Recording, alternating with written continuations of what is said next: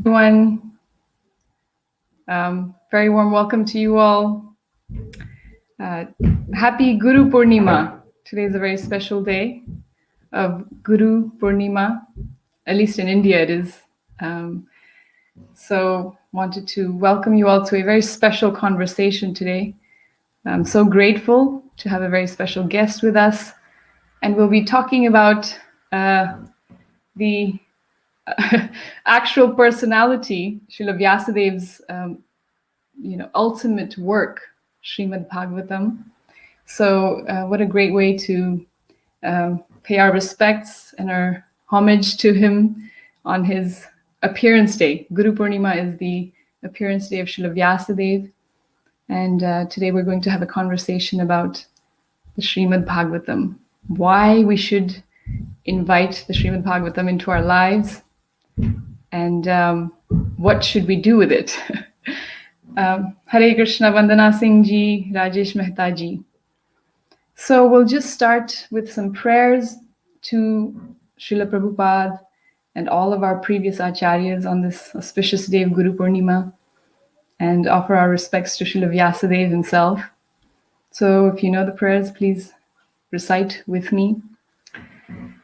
Namo Vishnupadaya Krishna Pristhaya Bhutale Srimate Bhaktivedanta Swaminiti Namine Namaste Saraswati Deve Gauravani Pracharine Nirvishesha Shunyavadi Paschatya Deshatarine Om Ajnanatimirandhasya Jnananjana Shalakaya Chakshurun Militam Yena Tasmai Shri Gurave Namaha.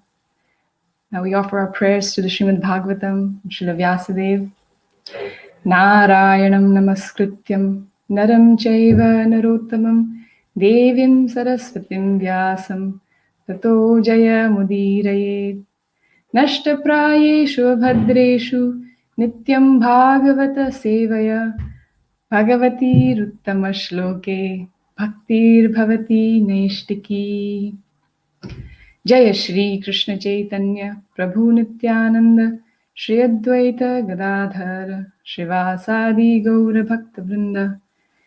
Hare Krishna Krishna Krishna Hare Hare Hare Rama Rama Rama Hare Hare. So today's Guru Purnima.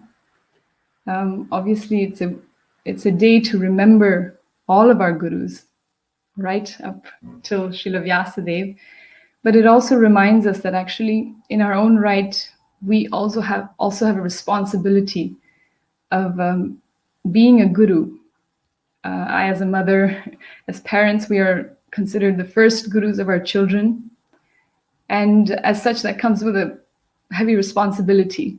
It is said that we shouldn't become parents if we cannot help our dependents to cross over this material ocean of samsara.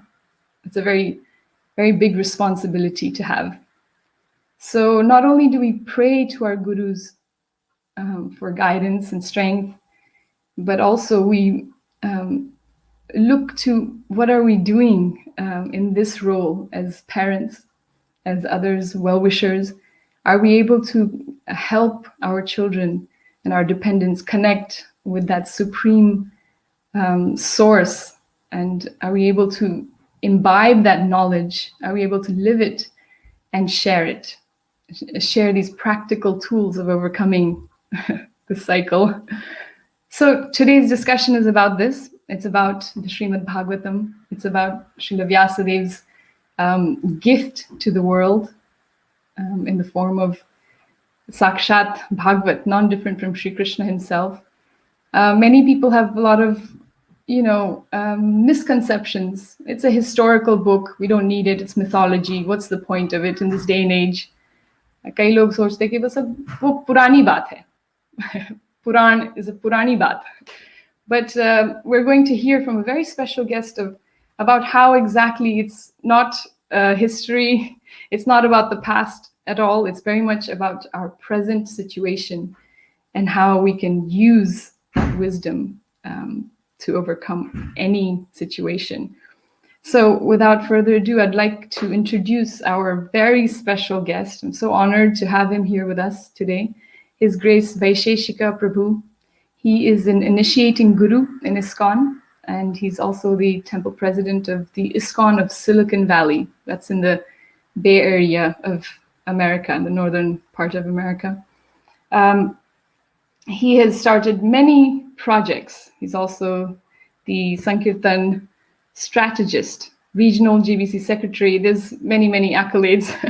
But he's been practicing bhakti-yoga for over 40 years.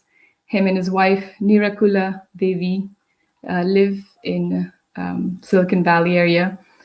And they've been supporting the congregation there of over 300 families, teaching them how to bring Srimad Bhagavatam into our lives, and just growing such a dynamic congregation there. We really were very inspired by all of them. If you see the children, they do regular broadcasts on their page, Fan the Spark, and on YouTube you can find them. The children are all reading Bhagavatam. They're all engaged in this process of bhakti in a very deep and meaningful way, not just we do the puja and that, but they actually understand, and they're you can see the benefit of it.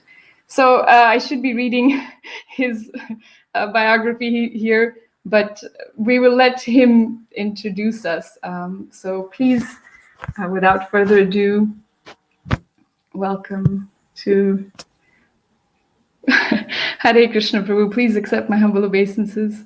Please accept my to Srila Prabhupada. Jai Srila Prabhupada, and my deepest respects to your whole audience. Thank you very much for having me on your show.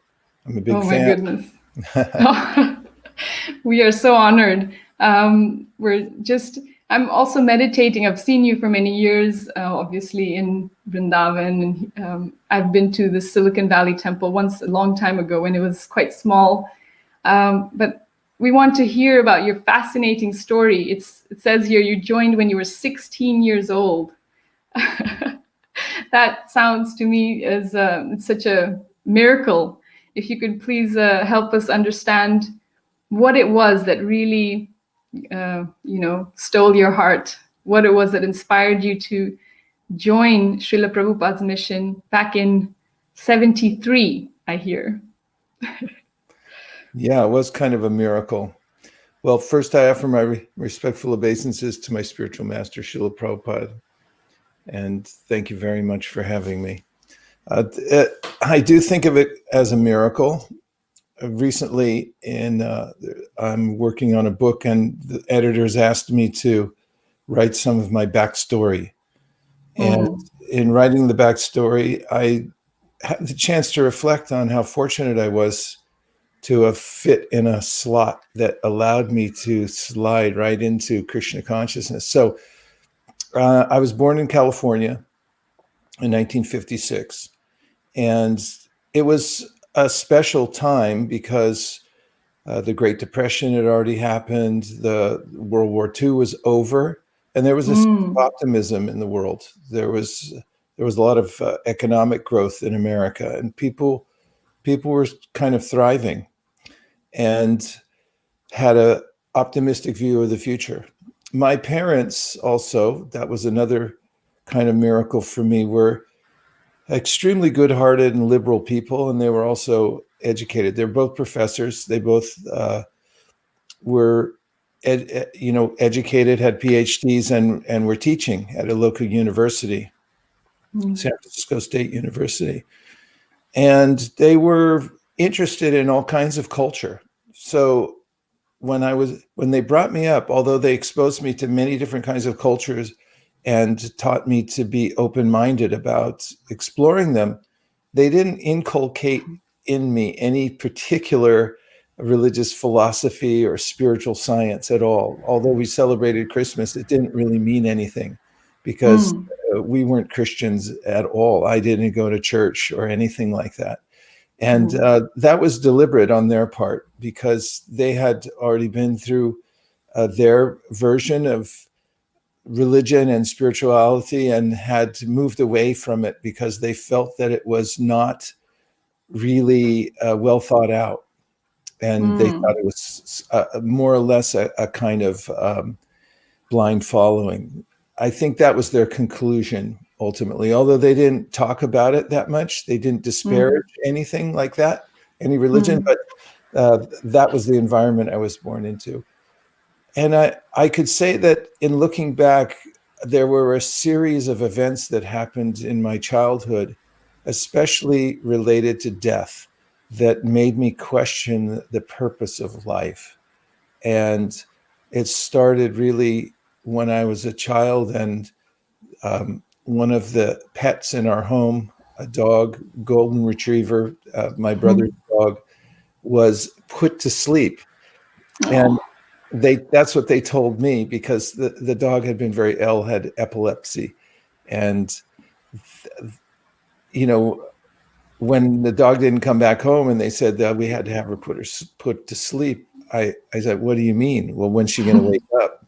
And that was kindergarten. I started questioning, well, what do you mean? And I'd asked my brother, who is 2.5 years older than I, what does it mean? What happens, when we die? And he said, well, we become nothing.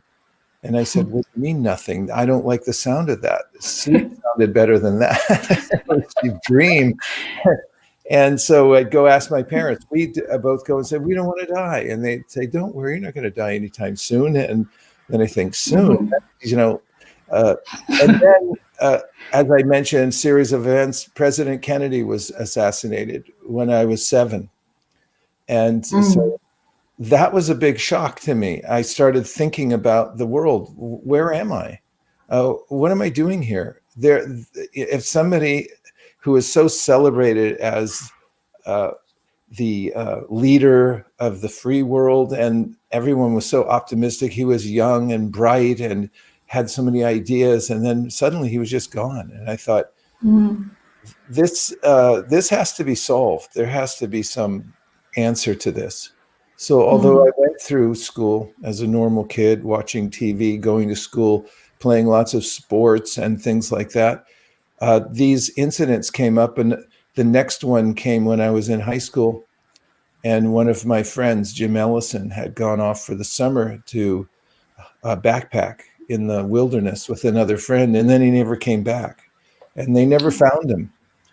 And by the time I was in high school, I was very keen on, by my junior year, on finding out what the meaning of life and death were. But I wasn't getting any answers until one day somebody gave me a small copy of the Bhagavad-Gita. It was just a translations only. But when I started to read it, I realized that there were answers to these questions. I had asked so many people, and no one really had a clue. I got a lot of shrugs and people saying it's inexplicable, but it wasn't satisfying to me. But I did realize when I heard the voice of Krishna and Arjuna, the voices in the Bhagavad Gita, I started to realize there's information that comes from outside this closed system, and that even the highest levels of the educational system can't answer. And the next thing that happened was that I started collecting books and becoming an avid reader of spiritual books. And then one fine day, while I was sitting in my room in suburban Lafayette, California, a friend of mine came to my door and gave me a Back to Godhead magazine that he had picked up from one of the Hare Krishna monks on the street, and said, I'm not into this, but I know you like spiritual stuff, so here you go. And I had seen Hare Krishnas before, but I never thought, like, maybe that's my brand of spirituality. But when I read the Back to Godhead magazine, I realized how all the pieces fit together through the tradition of the parampara, and how well reasoned the thought process was. And the information was self-effulgent. It answered all my questions and a lot more. It even brought up questions that I didn't know to ask. So that brought me to get the Bhagavad Gita as it is at a local bookstore. And then from there, I realized I had to have a guru. So I now here's the last part of this that got me into the tradition with, and the lucky part, my parents allowed me. At first I said, I would like to try this out and visit the temple. And I did for a Sunday program. And then I said, I'd like to actually move in. And they said, well, you first wait till you're 18. And when you finish high school, then you can make up your own mind. So they allowed me to go for the summer of 1973 to stay in the temple. But both they and I knew that I wasn't coming back. There's a lot more to that, but they were very supportive, and they allowed me within the ashram. I stayed in the brahmachari ashram for 13 years. And that was the part of my life that gave me the foundation for the rest of my life. And that included reading and studying and practicing very intensely every single day in the brahmachari ashram. Wow. There's so many things that stand out for me, not least of which that you said that when you were 4 years old that you'd already started asking questions about death. I have 4 children, and without fail, every one of them around that age starts asking. It's very natural for the soul to ask about eternality. It's not okay that this is it. We start off naturally thinking, this can't be it. Even a 4-year-old can ask that question. I remember them all. And it's interesting that somehow we as parents are fearful of that. I know many parents, they ask me, they're like, well, what do you tell them? Do you just tell them death isn't, but why? Why tell them death is something scary and not to be understood and just kind of brush it under the carpet? And so what I've been really meditating on recently is that actually children are so naturally spiritually in tune, and somehow we kill it. We tell them, no, don't worry about it. Just watch TV, eat good food, be happy, be merry. So the other thing that's really, really amazing is that your parents didn't do that. They didn't tell you, no, it's okay. We have all the answers. Don't look too deep. To naturally allow the child to explore and to encourage them to ask these questions. That's part of our Vedic culture. That's why the children went off to Gurukul and they were encouraged to ask these deep questions and not be fearful and kind of. Unfortunately, nowadays it's not only is the sacred text seen as something that's just history, is therefore moral value. We learn some social tools maybe, but it's definitely not encouraged to read it. There seems to be a fear. They say, oh, don't bring the Bhagavad-Gita into the house, or the Ramayana will cause trouble in the house. Don't ask too deep questions. So what would you say to people who might have a fear of possibly not truly understanding what these texts are meant for, and maybe look at it like, well, will it cause my child to run off to some temple and not be successful in life? And maybe I'm not such a good example. By the way, I did the epilogue. I did come back. Yes. I entered the Grahastha ashram in 1986, and I had a very, very tight connection with my parents. My mother actually got initiated into Krishna consciousness in the final phase of her life when she was 92. And, so there's a happy ending as far as the parent-child relationship. There always was. But yes, your point is really well taken. Children, I could say I was the youngest in my family, so I didn't have the benefit of being around younger children until I became the temple president here at ISV, ISKCON of Silicon Valley. And having been the youngest in my family and a brahmachari for a long time, and my wife and I don't have kids, I didn't really know how to relate to young children at the time. I saw them sometimes as kind of an annoyance because they didn't really pay attention or know what was going on. But I completely changed 180 degrees after being around these kids. I saw, the soul's in there. And not only that, when you give children an opportunity to take spiritual culture and practice when they're young, they excel and they start to shine very early. And the most amazing realizations come out of them. And it's such an important aspect of human life to give children this opportunity.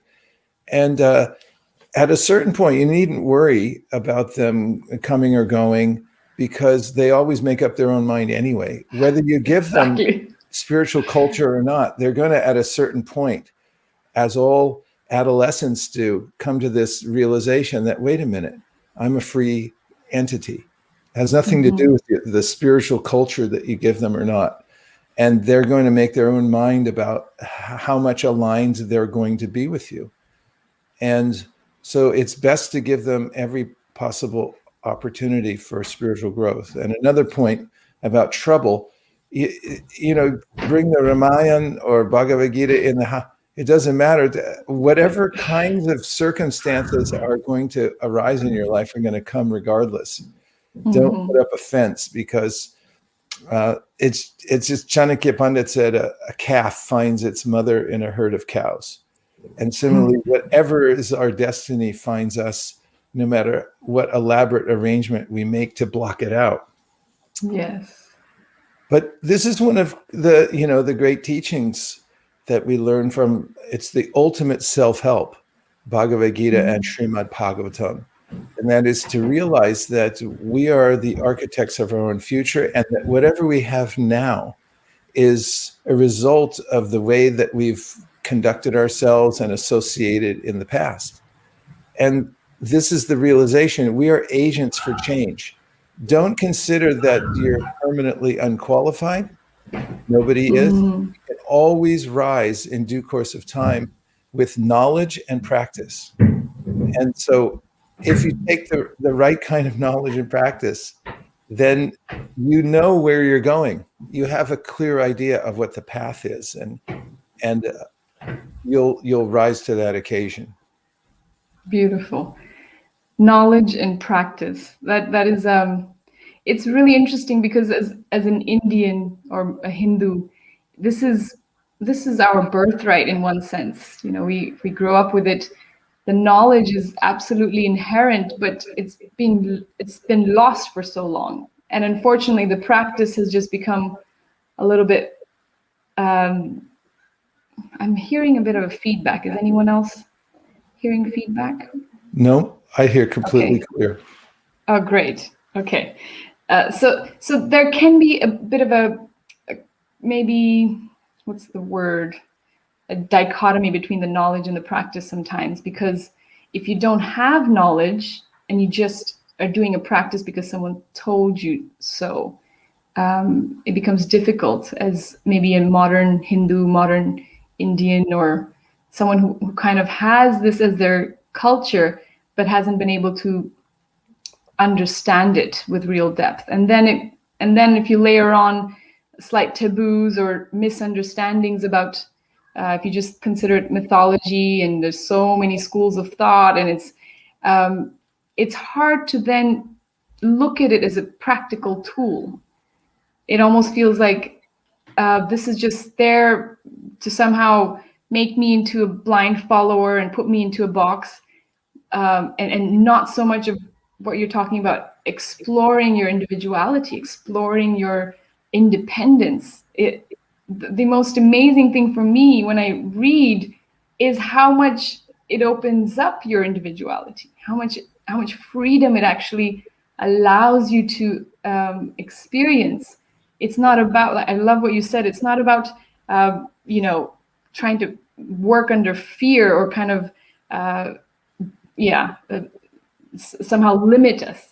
You're saying this, that it's almost empowering. I hear you say that it's something that we're meant to to have as a tool of building upwards, not being told what to do.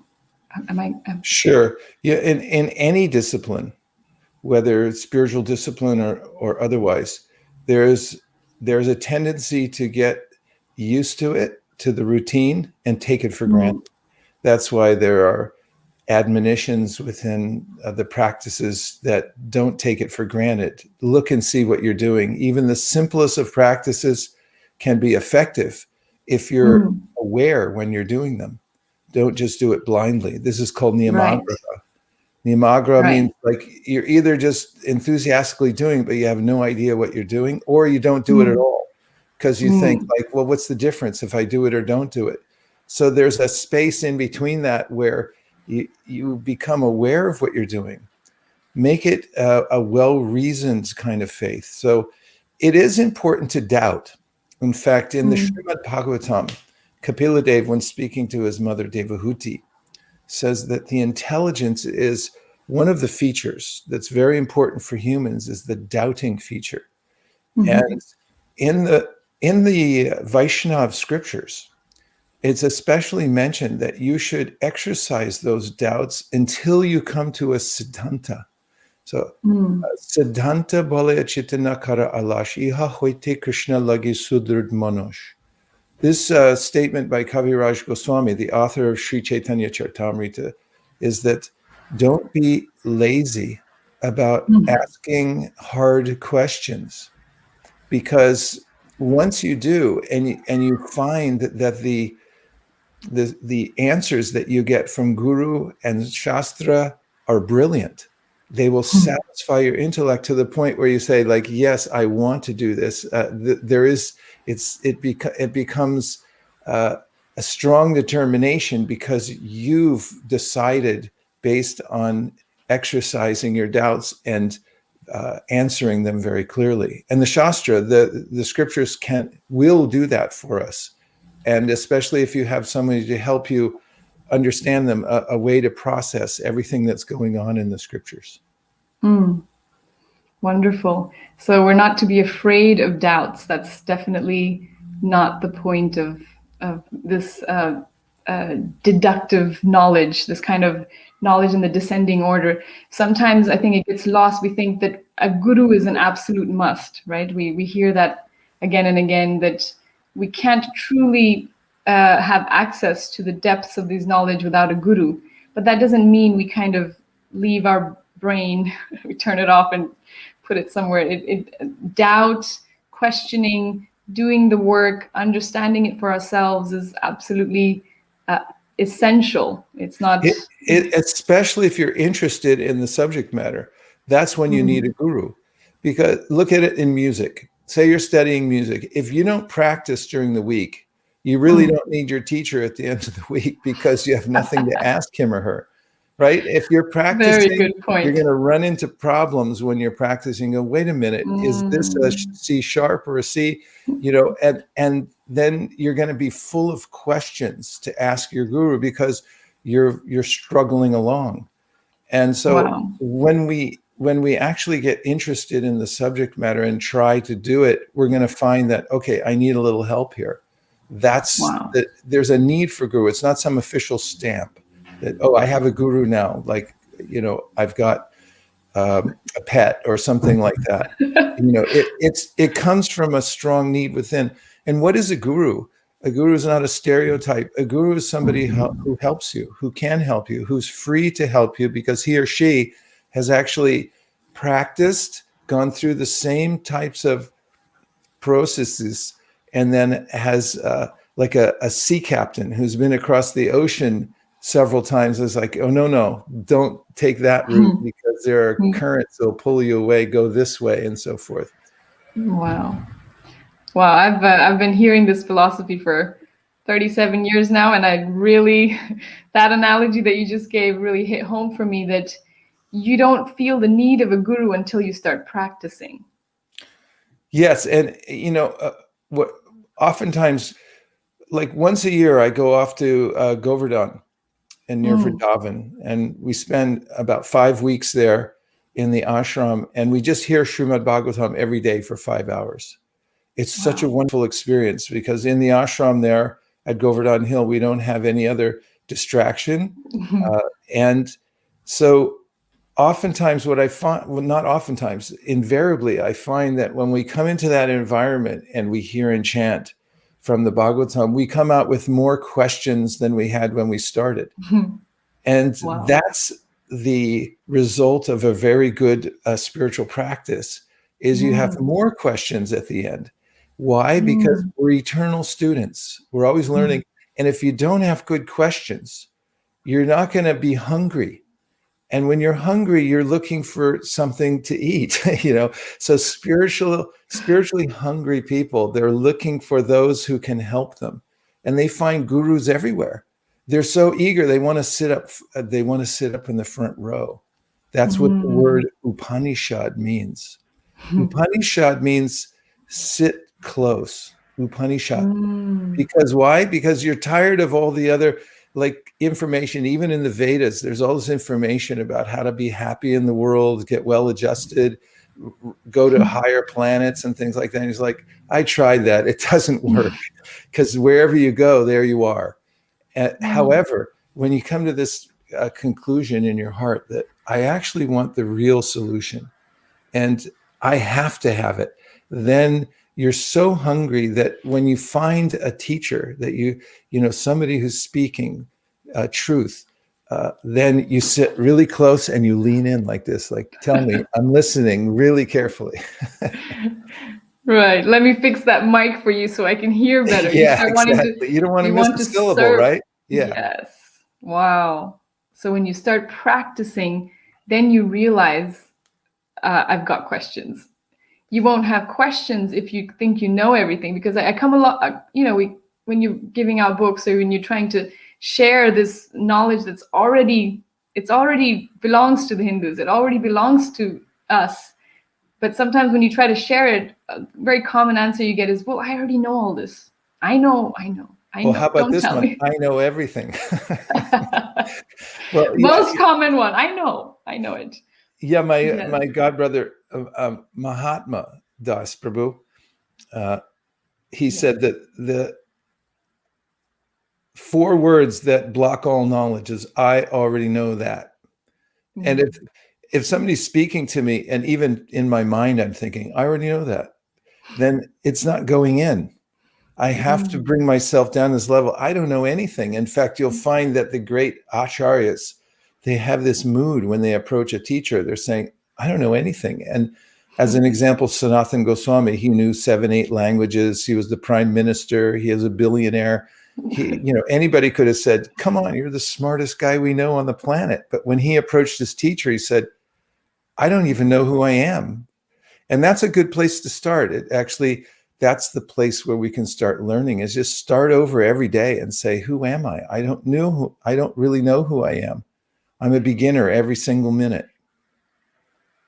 It reminds me of Arjuna. His best friend is Krishna. How can he even come to the point of, I don't know anything? But he had to literally come to that point of tears in his eyes and begging that I don't know. He had all these reasons to give, but until you come to that point of, like you're saying, I don't know, help.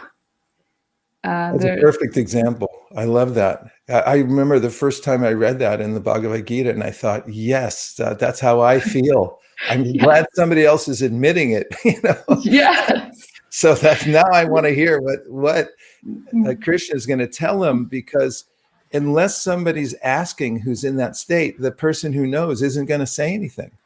Because you know, if you have something to tell somebody and say, I already know that, he's like, okay, I'll go tell someone else. It's so true. Even in life, like in the simplest things, if I want to learn a recipe, you know, if I think, well, I already know how to bake a cake, something as simple as that, or learn any kind of skill. But when you go to someone who's a better baker and you realize, oh my God, I don't know any of this stuff. We can see it in our day-to-day life. If we want to improve our quality of life in anything, Guru comes in so many forms. And so today on Guru Purnima, I'm just so overwhelmed to hear these, hear from you that Guru is essential. It is just a matter of us finding out how essential, and us coming to that platform of realizing it for ourselves. So what would you say to someone that is feeling like, well, I'm not sure I need a guru, or how do I find a guru? Is there a real guru available? There's, isn't everyone just on a journey? Isn't everyone flawed? Why can't I just read the book myself? Okay. Why go to a doctor? Because I feel like I can't, I need somebody who has more experience, who studied medicine and can help me. And if I think I'll just find a self-cure and I'll self-medicate, then, that's fine. You can try. But at certain times you might feel, I really need somebody to tell me what's going on. And then how do you find a doctor? Instead they say you go to somebody and they say, yeah, I'm a doctor, I can cure you. It's like, where'd you go to school? And they say, well, I didn't really go to school. I read it on the internet. And, and let me give you this. And then you'll flee, because you'll be thinking like, what does he or she know? Actually, they're just self-taught. So in medicine, you go to somebody. Have you ever been to a doctor's office and then you notice they have all these diplomas on their wall, and you kind of check them out and go like, where did they go? Which school are they from? So, oh, right, they're a Harvard, or whatever medical school they went to, Johns Hopkins. And then you see all these other certificates that, yes, they studied the specific ailment that you're going there for. And then you start thinking like, okay, maybe I'll listen a little bit, because we have such a tendency as living beings to just be self-contained. It's like, I know, I already know everything. But the same way that you find a doctor, you research it, find out, did this person study? Did this person have a teacher? Did this person learn? And what's the track record also? If you're going to learn martial arts, you go to a place and then you say, did you produce any champions? Did anybody win anything? So nobody won anything, but I'd still try. You want to look around just like you do in any other place and find somebody who has some credential. And overall, really, it's not something academic, but or official.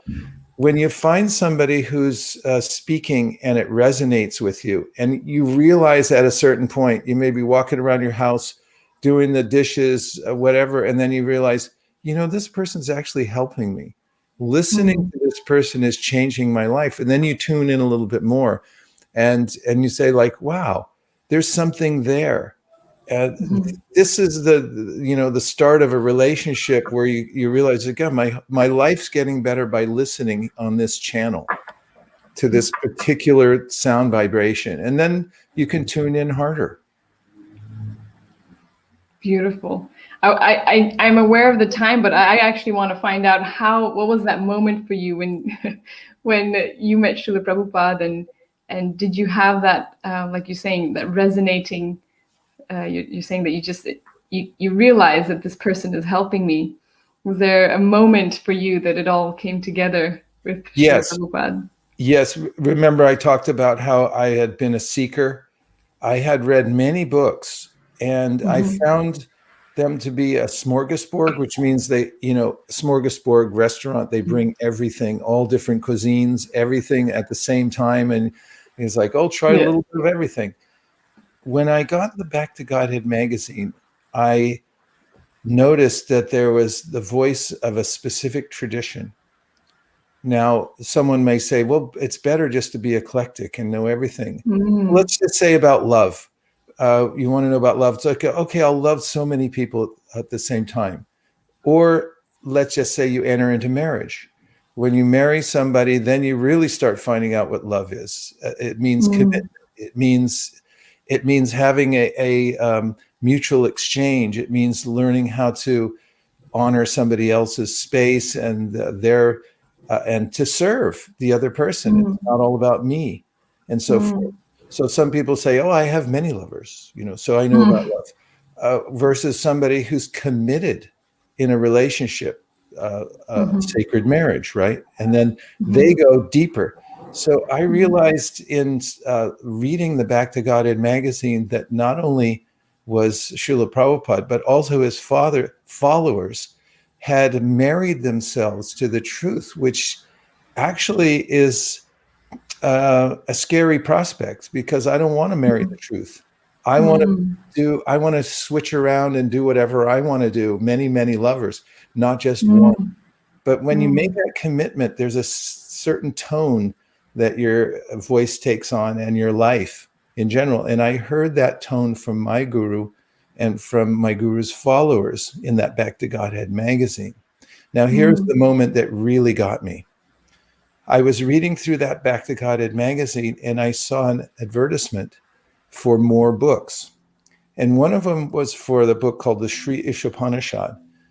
And the advertisement said, actually, the ancient scriptures of India say that God is a person. And there was actually a picture of Mahavishnu there. Now, that's the first time anybody I had heard had come out and said it, that God's a person, because all the other teachings I had read were ambiguous. And that they would say, pray, but then they would say, you are God. And I'm thinking, how am I praying to myself? It didn't make sense. But somebody that was so confident to say, actually, God is a person, it caught my attention. And I said, there's something specific I can grab onto here. And so that's when I went to the bookstore, Shambhala Books in Berkeley, and asked them, I need anything from this author. And as I married myself to that specific teaching and to Srila Prabhupada, I became more and more attached to him, because he was helping me so much, answering all the questions of the Bhagavad-Gita. And then, I realized in a visceral way that I needed to be under this teacher. That's how it happened, actually. Wow. Wow. So many things here. So guru, it's a person. It's also a person. So, there's this concept of, oh, well, we learn from everywhere. We learn from the tree. We learn from the birds. But guru is also a person, just like God is everywhere. You're saying this idea of impersonal God. He's within us. He's without us. He's everywhere. But when you hear that God is a person, it also really resonates with me, obviously, because we're in this personal, spiritual path. But this idea that actually, when you have a committed personal relationship, that is the highest form of love. That you're explaining about marriage. You can have this idea, well, I love everyone. I love my neighbor. I love my cat. I love, my whole country, the whole world.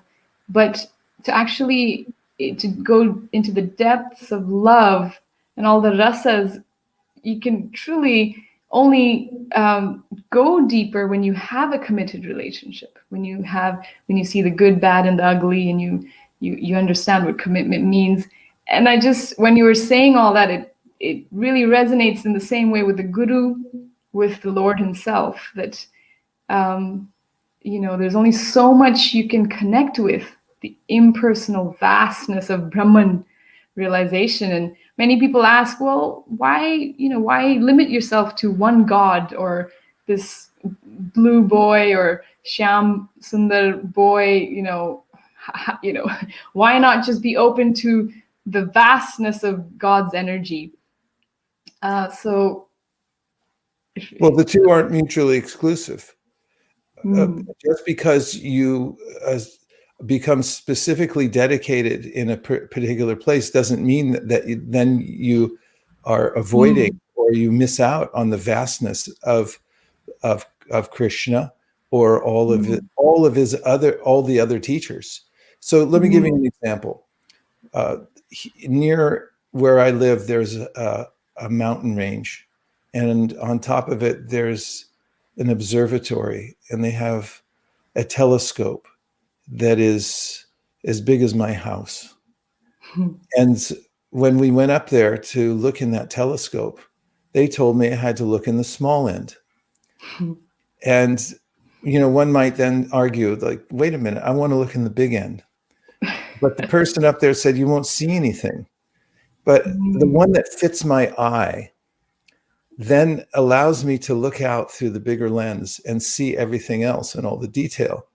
So Guru is everywhere, and Guru, because Krishna is everywhere, and everything, the trees, the mountains, and so forth, can teach us. So many people can teach us.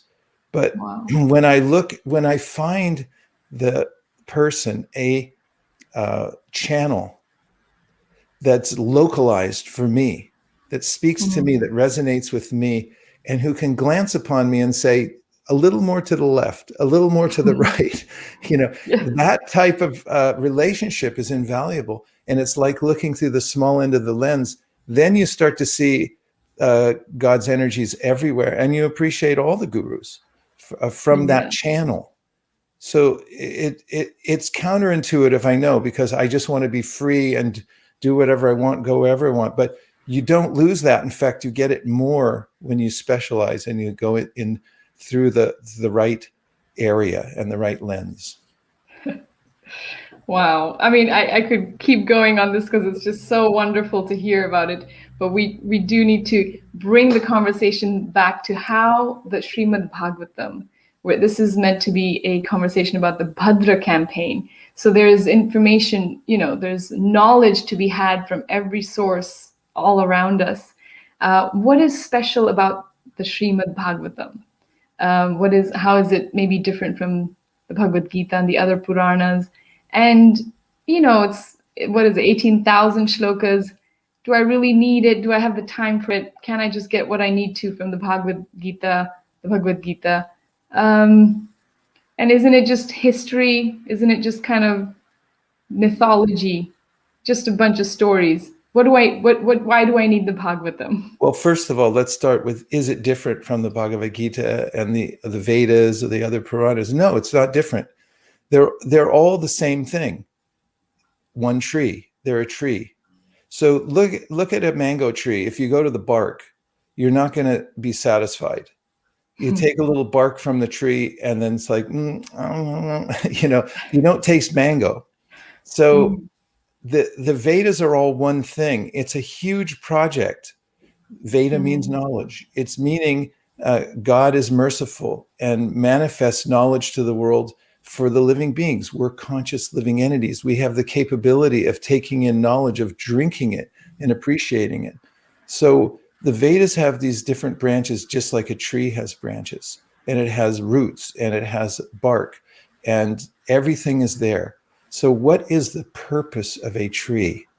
The ultimate purpose of a tree is to produce a fruit. When you get the fruit, then you have the ultimate goal of the tree in your hand. So all the Vedas point to the fruit ultimately.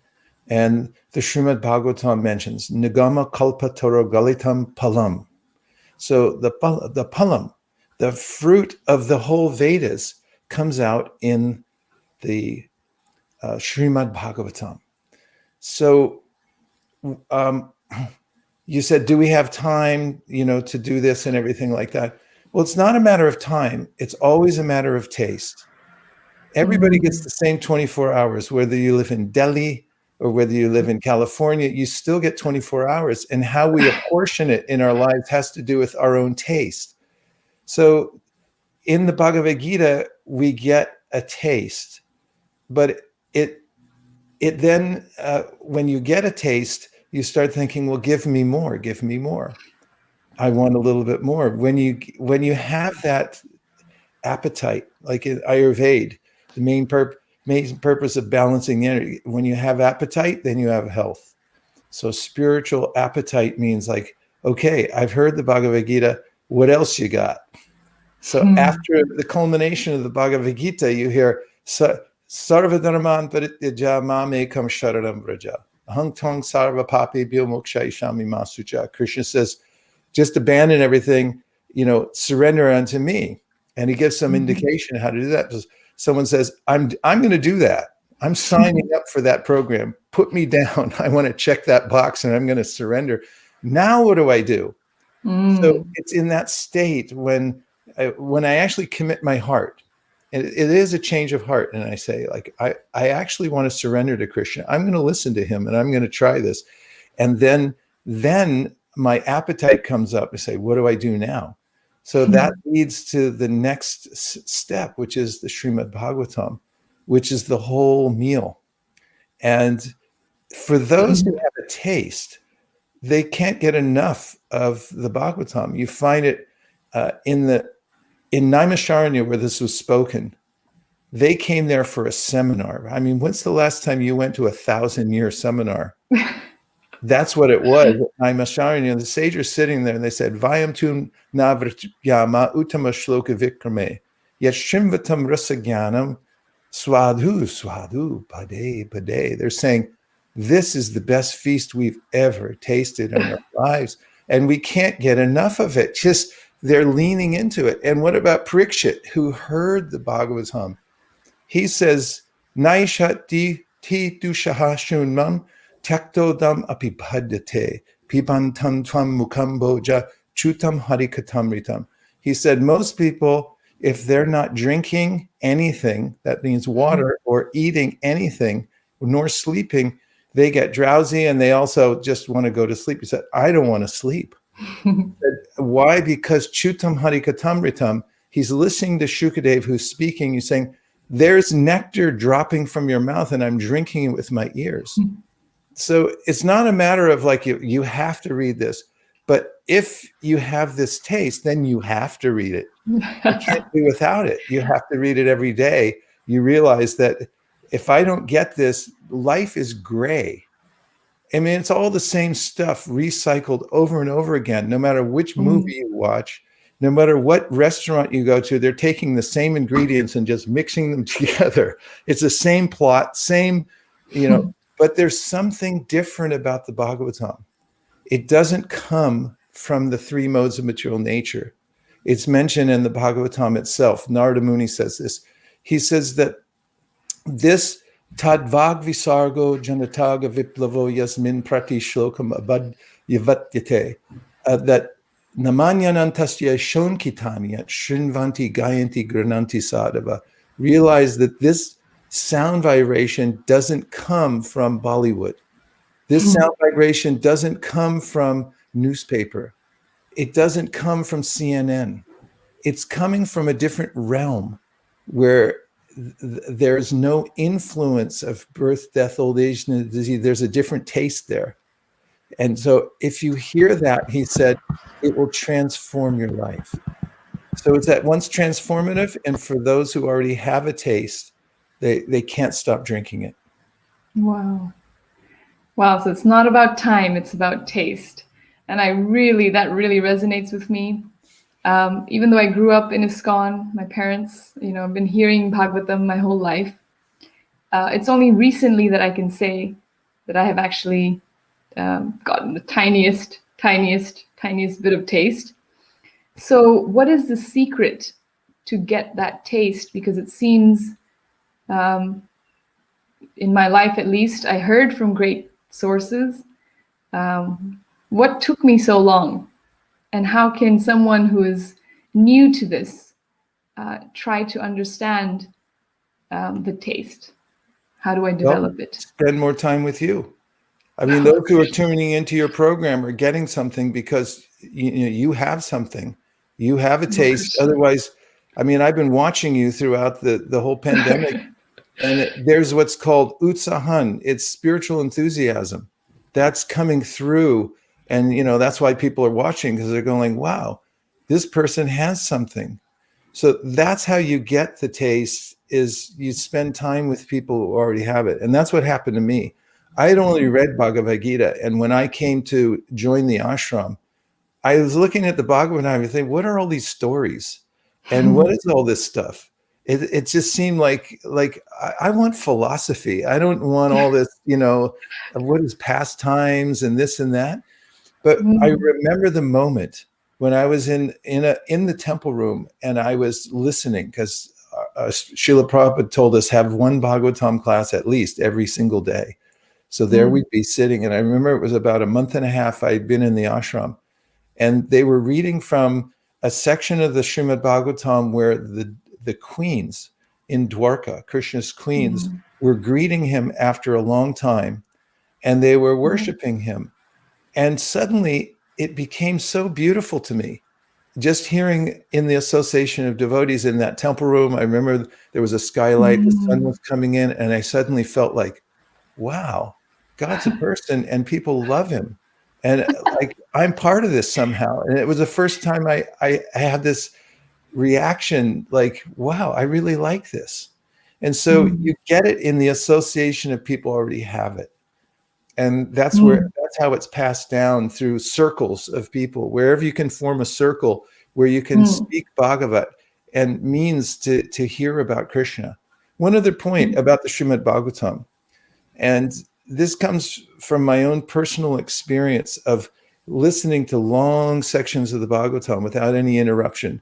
I mean, granted, it's only 5 hours a day. You know, when we're in Govardhan, I do read the Bhagavatam every day, 41 pages, but when we're in Govardhan, we have this chance for 5 weeks to hear without stopping. So here was my realization. The Srimad Bhagavatam takes us through every aspect of human psychology. There's a way in which we want to react to things in this world and try to taste things in this world, but the Srimad Bhagavatam takes us through every combination and permutation possible for the human psyche, and then shows us the resultant vector of that. And by the time you come through the 9 cantos, there's a sense that, like, I've already been everywhere. I've done everything. The material world's like, I understand it now. It's and so true. Without hearing the Srimad Bhagavatam, we're ill-equipped to walk out into the world and interact with it in an enlightened way. I'll just give one more example I like to give, and it's about shopping when you're hungry. Never shop when you're hungry. Every housewife out there knows that, right? And I heard it, but I've done it. I did it before, and I realized I was going through and I was buying things I didn't need. So don't go out into the world and try to interact or within your personal environment or within the greater environment without getting some fulfillment from hearing Srimad Bhagavatam. Because if you don't, you'll be out of balance, and you'll be grabbing onto things that you think will satisfy you, but they won't. But from hearing Srimad Bhagavatam, you'll become satisfied in such a way that you can move about the world in an enlightened way and not get entangled in trivial things. Wow. Okay, so I'm just going to repeat that. Don't go shopping when you're hungry. And so I hear that you're saying that when you read the Srimad Bhagavatam, you're becoming satisfied because it's the ripened fruit. It's the mango. It's the ripened mango of the Vedas, of all knowledge. So when you're full within yourself, and you feel that peace within yourself, then when you go out into the world, you're well equipped, and you don't attach yourself and entangle yourself with unnecessary burden, unnecessary suffering. So not that you read the Bhagavatam and then you don't interact with the world. It just gives you all the necessary tools to be enlightened when you interact with the world. Yeah. And, I use this phrase, go out into the world. It's not even about that. It's when you're more likely in your internal environment, how we deal with our family. That's where it all starts. And the Srimad Bhagavatam goes into all the different ways in which one can. Wouldn't I love to have the wherewithal to deal with my internal environment, my spouse, my friends, in such a loving and enlightened way that there would be this deep reciprocation. But what prevents me, my own inadequacies, because I'm out of balance. I have some shortcoming in myself, and therefore I take it out on them, and so forth. When you feel spiritually satisfied by hearing Srimad Bhagavatam, then you can deal with your spouse, with your children, with your relatives, with all the odd situations that come up in your life. And they will. When you have 52 cousins, you're going to have problems in your life that, seem overwhelming. But when you have fortification by hearing solid spiritual knowledge, real nourishment, then you'll be able to interact with everybody in a more enlightened way. Wow. With that said, how should one start? So we're going to talk about, with the little bit of time we have left, what is the Bhadra Purnima, and how should one read? You're saying 41 pages a day. Can someone do less than that? Yes. I've, it's taken a long time for me to carve out that niche in my life, and I have that. It doesn't matter how much you do. It's not volume that counts. It's consistency. Consistency is king in spiritual practice, or any practice for that matter.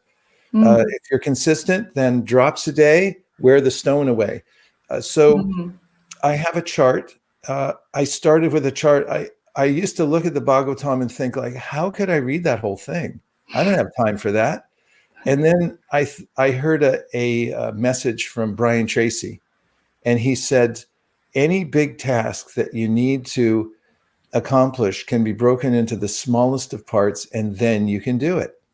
So I looked up how many pages each one of each one of the volumes had, and then the overall volume of Srimad Bhagavatam, how many pages does it have altogether? And I realized there's a finite number. That means I can accomplish it. If it was infinite, I think, forget it. I can never reach that. So then I just divided it by time periods. And I said, okay, so how long will it take for me to finish? How many pages do I have to read to finish the Srimad Bhagavatam in 5 years? I mean, after all, I'm going to be 5 years older in 5 years anyway, right?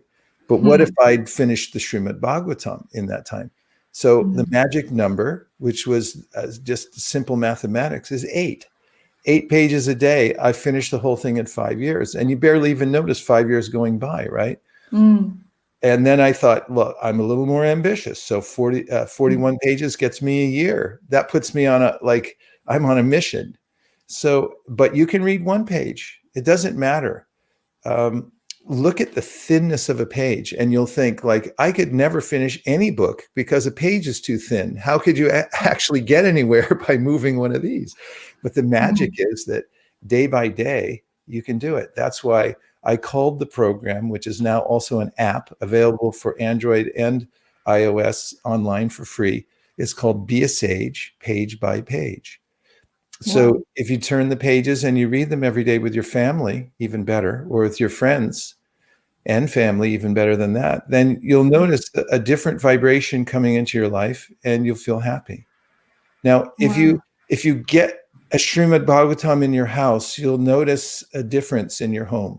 First of all, the Shastra says that anyone who keeps and respects Vaishnava literatures in his or her home is worshipped by the devas. The devas look at your house. It's kind of like they have an infrared camera. They can look down, they see where the spiritual heat's coming from. It's like, that house has a Srimad Bhagavatam inside. And they're like, okay, our obeisance's house. Do you want to attract good fortune? That's how to do it. Get a Bhagavatam, put it in your home.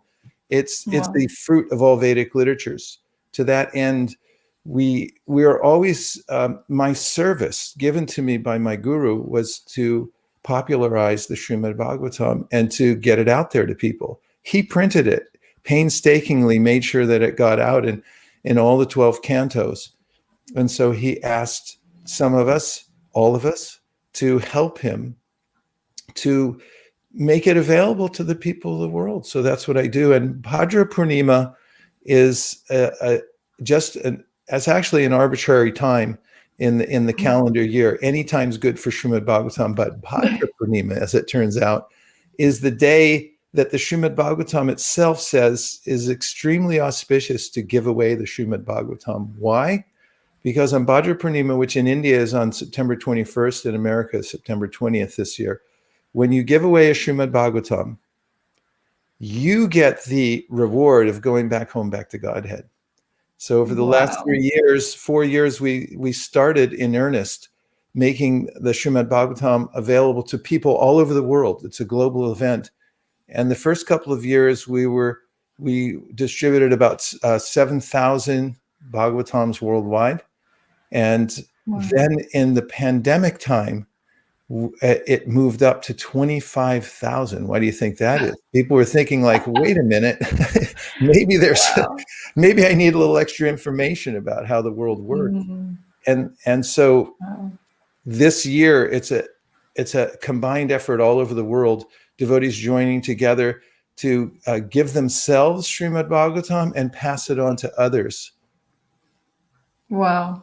So many points here. So you're saying that if you want good fortune in your life, then one of the quickest, easiest ways is to invite the Srimad Bhagavatam into your house. Not just the internet version where you click away, because then you only get the internet version of good fortune. You're saying to actually invite the Srimad Bhagavatam, the actual books, because it's non-different than the Supreme Person. Books are beautiful. You know, books are beloved in human society, even with the advance of electronic media. Did you know that the electronic medium for books has plateaued, whereas paper books are still increasing? It's not what people thought, that electronic books would go up and paper books would go down. There's an aesthetic to a paper book with pictures inside and so forth, and looking at the writing on the paper. And there's also another feature. When you're holding a book in your hand, you feel that you have a relationship with it. And then also, there's a spatial relationship. You look at the book, there's a right and left side. I'm not against electronic media. We use it always. And with the editions of the Bhagavatam we give out, we also recommend get an electronic one too, for easy searching for things. But here's another important point, and that is the Bhagavatam itself, according to the Shvetashvatara Upanishad, is a deity of Krishna. The first couple cantos are the lotus feet. The 12th canto is the crown on the head of Krishna, and the 10th canto is the smiling face of Krishna. So sometimes people say, well, I'll just take one book out of it. It's like, it's a deity. How can you just take, you can't just take one part of the deity. You take the whole thing. You'll know it for yourself when you put the Bhagavatam in your house. When you welcome the Bhagavatam into your home, you'll notice the whole home. Look at like Chernobyl. It's still glowing. People who know the science of nuclear radiation can go there and it's like, yeah, things are still glowing here from the nuclear leak that happened. Radiation. Yeah. So as a spiritualist or not, anyone can feel the radiations, a spiritual radiation that comes from the Bhagavatam when they put it in their house. And we've seen it again and again. People's lives change. Their children, it's so much for the children, because when children get the Bhagavatam, they start hearing the stories and looking at the pictures. They start thinking spiritually, and they have more and more spiritual questions, and then the whole family gets involved. It's miraculous. Yeah, we've just recently, in the last couple of months, started reading every day. We just do it online and with my son's school friends. They're not even devotees. Not all of them are practicing devotees, but it's so enjoyable that you don't even have to be a devotee as such. They're spiritual people, but the point is, it's enjoyable. The children actually enjoy the stories. It's not a boring text full of too difficult concepts. It's like you're saying, it's the whole family can get involved and completely transforms the energy. When we read, the days that we miss, we can feel it. It's only 20 minutes a day we read, but it's thank you for sharing that. It's like you're saying, it's the compass with which we go out into the real world or within ourselves. I want to reiterate the app that you mentioned. If anyone is interested, it's called Become a Sage Page by Page. Be a Sage Page by Page. Be a Sage Page by Page. And I was told that you have sections separated out depending on how much you want to read, and then there's help associated with it. Yeah, if you're reading electronically, you can go by verse numbers. It's divided that way. And if you want to read by pages, you can toggle the switch. It also helps you record how much you're reading, and you can read online from there also. It has a way that you can transfer online. So let's just say you're walking around, you sit down for 5 minutes and you say, let me do a few pages to do my quota for the day. Wonderful. I'll be downloading that today. I also ordered the Bhagavad-Gita, Bhagavatam set that has come into print. I was told by Divyanam Prabhu that there's a very special new print that has just been printed in Germany, and it's available to everyone in the UK. So if you've been inspired by this talk today, then please, I urge you all to take this opportunity. We got it as a family gift for ourselves. It's my birthday next month, so I'm like, that's the gift that we need. And you can get it from krishnatemple.com. I should have it somewhere. I'm going to add the banner. It's krishnatemple.com /Bhadra. So again, that's not the right one. Right. krishnatemple.com /Bhadra for anyone who would like to order it from the UK. There's also audio available. I was told that you can get the audio files. So if you're on the move, you can listen to it. And there's also video available to help with the study.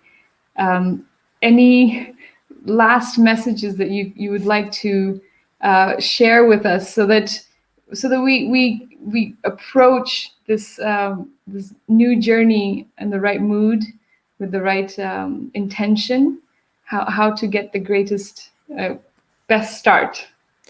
You mentioned in your introduction about how we all have a responsibility if we want it.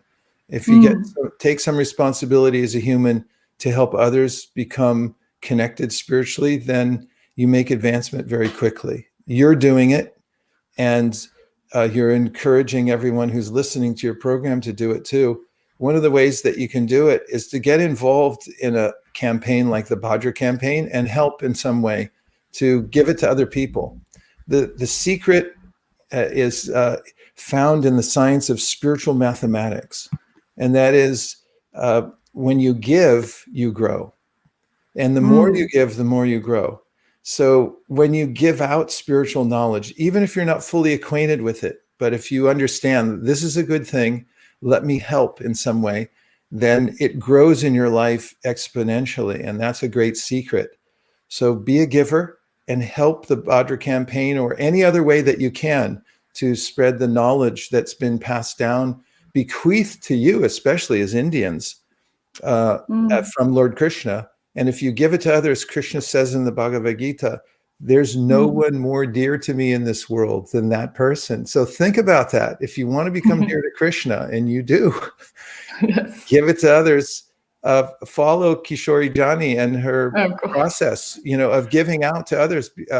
It's really what the world needs now. What you're doing is giving a balm to all of us by just showing your family, showing your heart, teaching what you've learned, and it's powerful. So everyone, I think, should follow in your footsteps and do this same kinds of things under your direction, and they'll be very, very successful. Thank Krishna. You for having me. Hare Krishna. Oh my goodness! Please give us your blessings, Prabhu. Please pray for us that we can Srila Prabhupada, serve you. Chaitanya Mahaprabhu, Shishi Panchatattva, Shishi Radha Madan Mohan, Shishi Radha Gopinath, Shishi Radha Govinda, Shishi Lakshmi Nrsingadev. If you so desire, please empower Kishori Jani and her whole audience, everyone, to help expand the Krishna consciousness movement all over the world through this loving network. Thank you for considering my request. Om Tat Sat. Hare Krishna. Gaur Premanande Haribol. Thank you so much. Thank you. Hare Krishna. Hare Krishna.